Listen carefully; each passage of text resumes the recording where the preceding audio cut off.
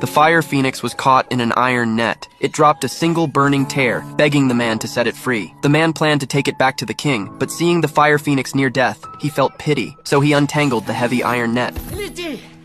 Freed fire phoenix rose like a reborn creature. It nodded at the man in thanks, then flapped its wings and shot straight into the sky.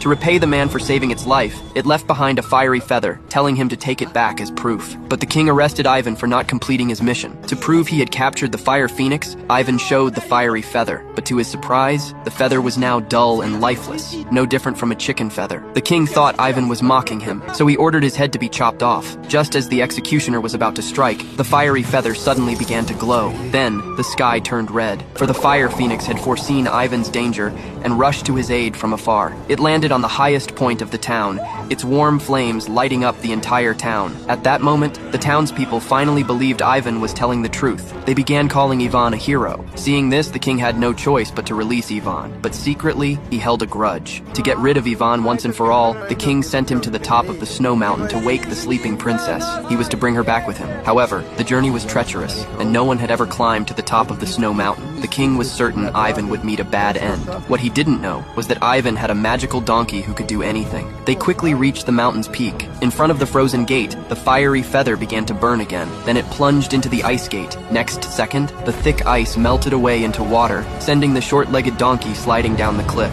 Got stuck as an ice egg at the edge of the cliff, while Ivan's legs were frozen in place. So he ditched his shoes and carefully walked into the cave, where he finally found the sleeping princess. With the fiery feather's help, the princess was awakened. But when she found out the king was an old man, she immediately rejected the marriage. Only a warrior or a prince would meet her standards. To make sure Ivan gave up, she jumped off the cliff without a second thought. Ivan immediately followed her, but the little donkey appeared just in time and saved them both. Soon after, Ivan successfully brought the princess back, but she refused to marry, saying he didn't have the ocean heart ring. When learned the ring was with a shark, the king called for Ivan. It was clear that the impossible task had fallen to Ivan again. The next day, Ivan rode the donkey across the vast ocean searching for the shark, but he was knocked down by a seagull and fell straight into the sea. As Ivan dove to the ocean floor, he was surprised to find a giant iron chain which seemed to be trapping something.